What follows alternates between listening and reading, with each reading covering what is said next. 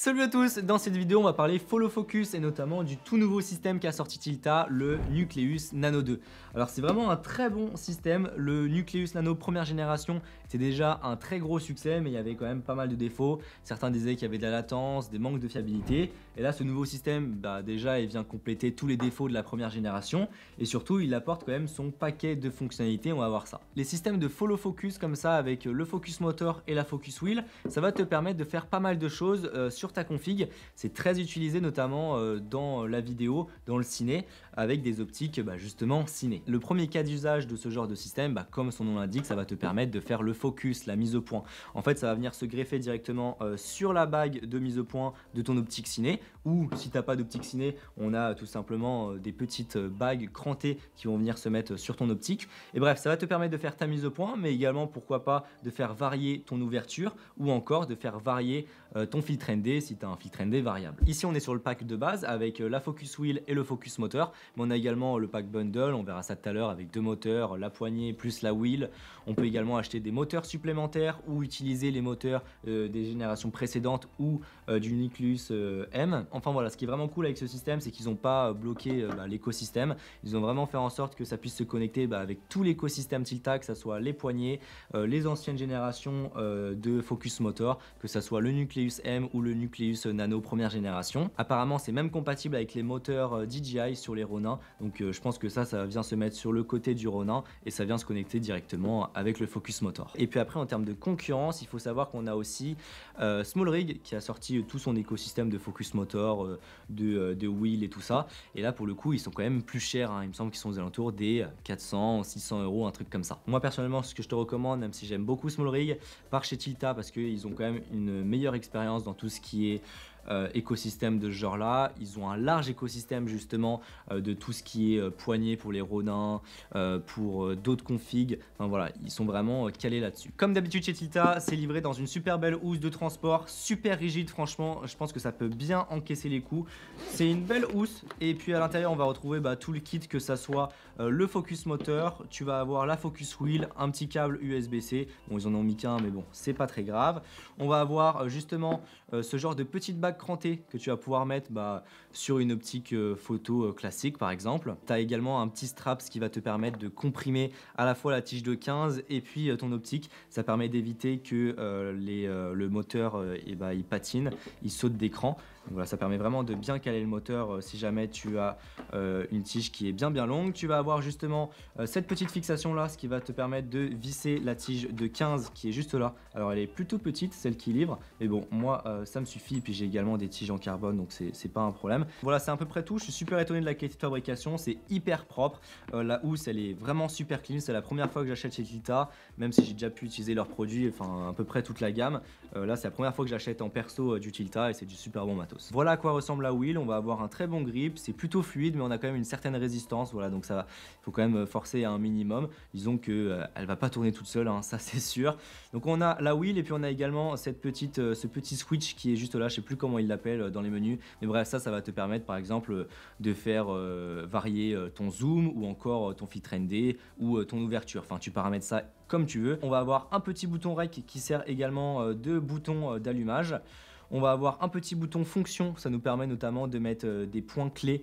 Et ensuite, tu vas voir, on va avoir un retour haptique quand on va arriver sur ce point clé là. Ça nous permet de savoir exactement quand on est sur ce point. Sur le dessus, on va avoir un petit switch avec DF. Alors DF, ça permet de faire en sorte que le système soit compatible avec les moteurs de focus DJI.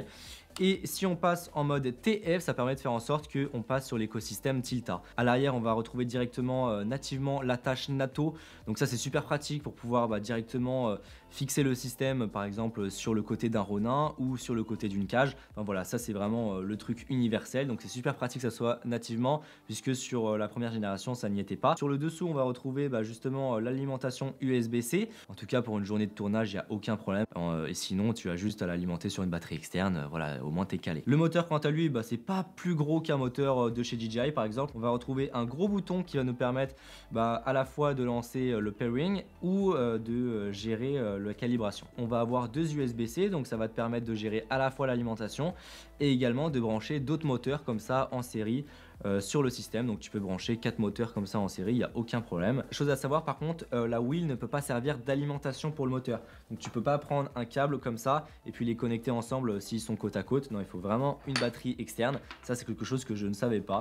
Et c'est vrai que si tu as une petite config et tu veux que ça soit le plus compact possible, eh ben tu pourras pas. Tu seras obligé d'avoir une petite batterie externe. Donc pour lancer une calibration, c'est très simple, hein. Tu as juste à maintenir quelques secondes et puis hop, il passe en rouge et puis bleu. J'ai géré tout seul les butées et puis là, ça y est, c'est parti, c'est calibré. Et à partir de là, depuis ma wheel, tu vois, je peux gérer mon moteur. Alors l'avantage du nouveau système Nucleus Nano 2, c'est qu'en fait, tu vas pouvoir gérer beaucoup plus de choses qu'uniquement ton moteur. Comme tu peux le voir, la wheel en fait elle est entièrement en noir, ce qui est un petit peu inhabituel dans le sens où généralement on va avoir une bague blanche sur notre wheel, ce qui va permettre de mettre des traits avec des mesures. Donc voilà, avant de tourner, on met un trait, on met des repères pour savoir exactement à tel moment de telle scène, et bien je vais devoir avoir ma wheel à tel endroit. Enfin, tu vois, tu mets vraiment des repères pour que ça soit plus facile. Là, en fait, on n'a pas ça tout simplement parce qu'on a un écran tactile avec un retour haptique. Donc ça, c'est la première innovation, mais ça va également plus loin en plus de tout l'écosystème et tout ça. En fait, tu peux également, tu vois, on va avoir plusieurs pages, contrôler ta caméra. Donc là, je vais pouvoir contrôler tous les réglages de ma caméra, lancer le reg, enfin voilà, je fais comme je veux. On a une deuxième page qui est dédiée à l'ensemble des moteurs. Donc là, tu vois, je vais avoir les informations sur mon focus, sur le zoom et sur mon iris. Et puis on va avoir une troisième page qui est pour le coup dédiée à tout ce qui est mise au point. Ce qui est cool avec ce système, c'est que dans cette page, tu vois, tu vas pouvoir enregistrer des optiques. Par exemple, moi, j'ai enregistré mon Viltrox 33 mm. Et donc à partir de là, ça se passe comme avec un lidar, par exemple, pour ceux qui ont déjà eu l'occasion de tester. Et bien en fait, tu vas paramétrer ton optique. Donc tu lui dis, j'ai telle optique qui est fait par exemple pour du full frame, enfin voilà, tu mets ce que tu veux dans Series, tu lui dis la focale, donc ici 33 mm, et puis après tu vas lancer une petite calibration. Donc la calibration elle se fait manuellement, sur ton optique tu vois elle est graduée, et donc en fait tu vas venir reporter toutes les graduations dans le système, donc c'est très simple. Et puis à partir de là, tu vois, quand tu vas faire varier ton focus wheel, et bien tu vas avoir les données métriques ou en pied qui vont s'afficher juste là, exactement comme si c'était les données, enfin les graduations qu'il y avait sur ton optique. Ce qui est aussi très intéressant, comme je te l'ai dit tout à l'heure, c'est qu'on va avoir un retour haptique, on peut travailler sur des ranges, sur des points clés, enfin vraiment c'est très complet. Donc comment ça se passe? Et bien par exemple, je veux enregistrer un point clé à telle distance, donc je fais varier ma wheel. Imaginons je vais enregistrer un point ici, et bien soit j'appuie juste là, tu vois, au niveau du petit point qui est là, ou sinon j'appuie sur le bouton fonction qui est sur le côté. Et là ça va m'ajouter un point, tu vois, il est en orange juste là. Et quand je vais passer dessus, je vais avoir un retour haptique. Donc ça c'est super intéressant. Bien sûr je peux gérer la puissance du retour haptique dans les paramètres et tout ça. Moi je l'ai mis au minimum parce que c'est quand même assez fort. Donc voilà, je m'ajoute des points, ça me permet de travailler sur des points. Donc ça c'est super intéressant. Pour pouvoir delete tous les points, je double-clique sur le bouton fonction. Pour pouvoir travailler sur un range, et bien la même chose. Je me mets à un point où je veux commencer mon range. Je maintiens le bouton au centre et là hop, on va travailler sur un range. On va avoir le petit tracé en orange qui se déplace. Et là je clôture le range, je mets mon point out.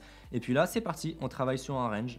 Et puis dès que je vais arriver à mon point in, et bien le moteur, tu vois, j'ai beau tourner la wheel, et bien il va s'arrêter. Donc ça c'est super pratique et forcément, tu vois, on a une course qui est super longue pour être très précis. Juste là, on va avoir le petit logo standby, donc ça nous dit que on filme pas. Et si j'appuie sur le bouton REC, et bien hop, on passe en REC. Je peux bien sûr verrouiller l'écran juste là, je rappuie pour déverrouiller. On va avoir des informations sur la batterie, sur le Bluetooth, sur le Wi-Fi. Puisque oui, forcément, ça dépend des caméras, mais tu vas pouvoir te connecter à ta caméra, hein, forcément, pour pouvoir avoir toutes ces données. Ça fonctionne comme ça. Je te conseille de suivre le tuto de chez Tilta, et puis même dans la notice, c'est super bien expliqué, puisqu'en fonction des caméras, ça fonctionne différemment. Ce qui est très intéressant, moi je pensais que c'était comme ça sur toutes les caméras, c'est que voilà, tu faisais le jumelage de la wheel vers ta caméra et puis ça y est, ça fonctionnait. Le truc c'est que ça dépend des caméras. Sur les Blackmagic par exemple, ça se fait en Bluetooth. En revanche, sur les caméras Sony, ça fonctionne différemment, c'est-à-dire que tu vas devoir connecter un des moteurs sur ta caméra. Donc tu vois, déjà ça rajoute un câble, hop, tu te plugs comme ça à ta cam, et ce qui va permettre voilà, de communiquer en fait avec ta caméra et d'accéder à tous les réglages. Je te montre comment ça marche, c'est vraiment très efficace. Je vais venir connecter par exemple ici mon A7 IV au focus motor, parce que chez Sony c'est comme ça que ça fonctionne. Et puis à partir de là, tu vois, mon A7 IV est reconnu, donc là il me dit A7 IV, Et effectivement, je vais avoir toutes mes données qui sont reportées. Alors, j'ai pas les informations d'ouverture et tout ça parce que je suis sur une optique manuelle. Mais imaginons, je veux modifier mes réglages d'obturation. Et bien, hop, je vais venir faire varier ma wheel comme ça. Donc là, imaginons, je vais mettre à 1 centième. Et bien, effectivement, sur ma caméra, ça va se reporter 1 centième. Même chose pour les ISO. Je veux monter sur ma deuxième base en 8200. Et bien, hop. En revanche, les réglages de balance des blancs, le débit, la fréquence d'image et tout ça, ça ne fonctionne pas. En tout cas, sur la 7 IV, la FX3 et tout ça, ça ne fonctionne pas. J'ai pas réussi à le faire marcher. Peut-être, enfin, très probablement que sur d'autres cams, ça marche. Je pense que ça dépend des compatibilités. Mais ce qui est le plus important pour moi, c'est les ISO, l'obturateur et puis surtout le rec. Donc là, quand j'appuie sur rec, effectivement, ça lance le rec sur la cam. En termes de transmission, j'ai pas eu de problème. Après, moi, j'avoue que je suis resté à côté, c'est-à-dire que je me suis pas écarté à plus de 2-3 mètres de la caméra, donc c'est sûr que j'ai pas eu de problème de transmission. Mais de ce que j'ai entendu, il n'y a pas eu de problème de fiabilité et de transmission. On pourrait très bien se poser la question, moi aussi je me suis posé la question, si effectivement c'est vraiment utile d'avoir ces réglages caméra et tout ça sur la wheel. Alors j'ai envie de te dire oui et non. En fait, j'avoue que ça serait pas nécessaire, c'est-à-dire qu'on se débrouille très bien avec tout ce qui est les applications. Là par exemple sur les caméras Sony, on a l'application Remote, Creator App, Monitoring aussi maintenant elle vient d'arriver, ce qui permet de gérer tous les réglages de la cam. En tout cas, ce qui est vraiment cool, c'est le bouton Rec. Ça peut être vraiment pratique. Après, les réglages cam, voilà, c'est toujours du bonus. Pour moi, le gros plus de ce système Tilta, bah forcément, c'est tout l'écosystème Tilta, toutes les wheels, les moteurs ancienne génération qu'on peut réutiliser.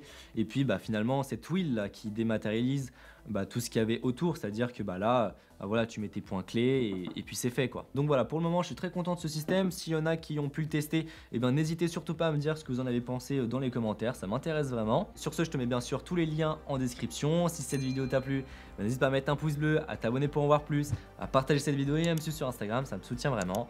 Et puis sur ce, on se retrouve pour une prochaine vidéo. Allez, salut!